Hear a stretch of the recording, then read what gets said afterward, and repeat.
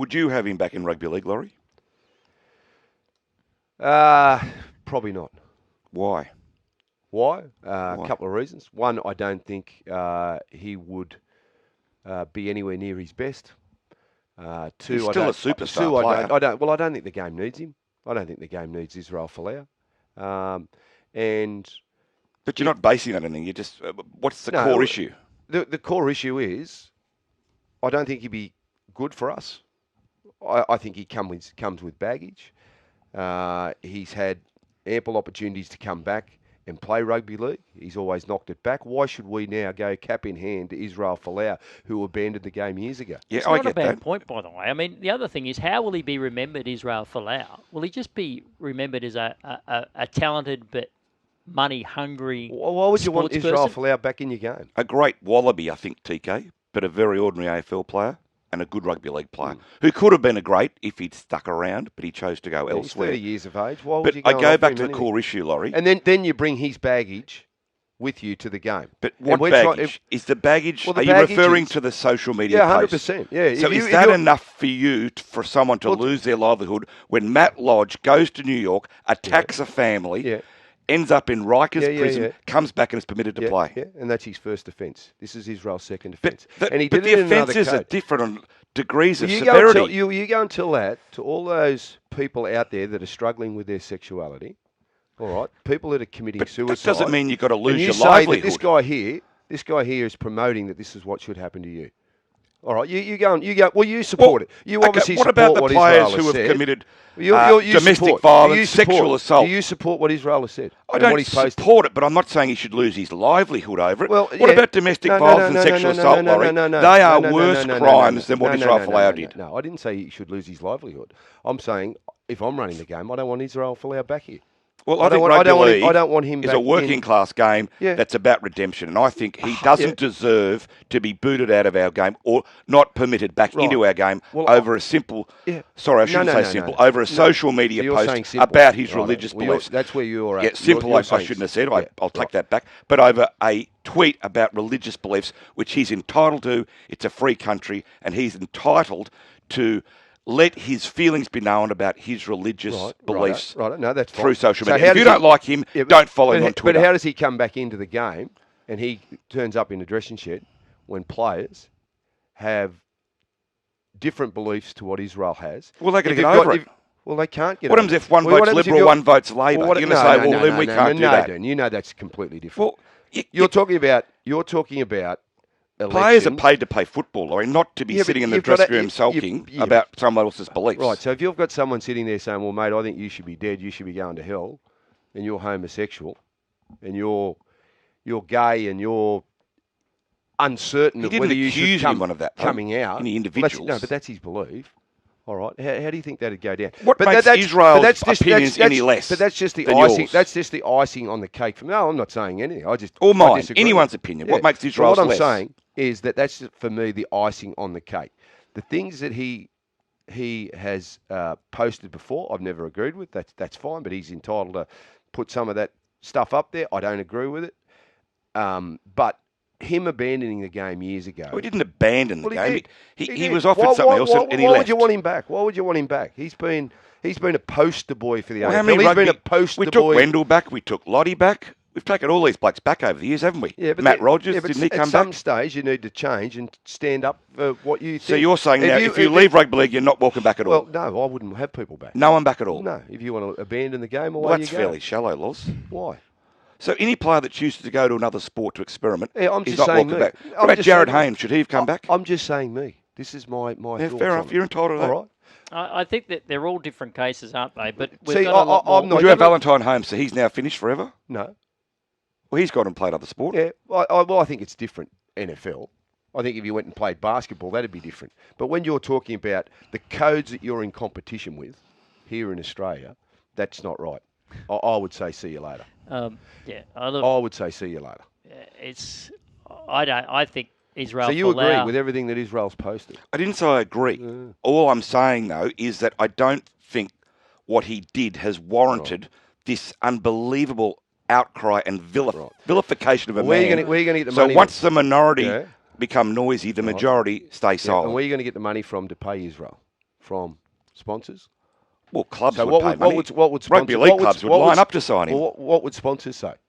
Oh, that's the question. I don't know whether they'd line up to sign him anymore. No, I think the game's moving on. I think the game's getting a little bit better, and I don't think, I think it's sometimes nice that we're known as a game of redemption, but I don't think it's something you really want to hang your hat on. I think you've got to try and be a little bit more positive. Not when you're in competition He's only with 30. a lot of other sports. He's probably got 3-4 years ahead of him. Yeah, but he spent 10 years out of the game. Look, I don't doubt his athletic ability or his ability on that football field. Guys, Izzy is being lambasted for his homophobic slur, and rightly so. However, who is standing up for us drunks and fornicators? Or is it just given that we're going to hell? He was a lot more people in that group. Absolutely. Than just homosexuals.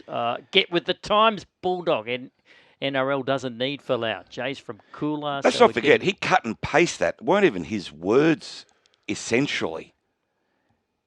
Well, it doesn't matter what he does. I mean, that's what he believes. He's cut and paste. Hold on. After giving his word, yeah, I agree. I agree. He shouldn't have done it. He's a liar. Yeah, in terms of what he should have done. Yeah. No, he promised he wouldn't, and he did it. That's exactly right. So he's been given an opportunity. But again, is saying you're not going to put something on social media and then doing it lead again to this outcry on social media? Yeah, but for my point is, why would you want someone else's baggage? You've got to be careful. That's what he's abandoned the sport years ago. So why should we give him the opportunity to welcome him back with open arms?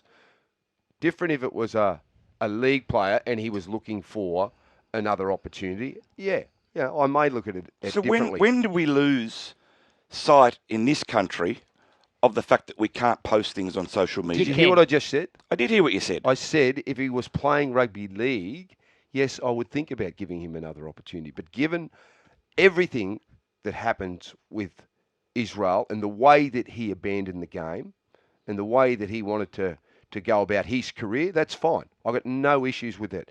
But why should we as a game welcome someone back that was our enemy for a long period of time? Well, I'm not sure he was an enemy. Well, he was, because he was promoting other codes. So if you're a league supporter, all right, and you're running the league, why would I sit back and think, well, you know what, this guy was our enemy. He was trying to undermine us for a long time. But now, you know what? Laurie, now we'll welcome him back. That mentality would, in the future, put a line through hundreds of players. Hundreds?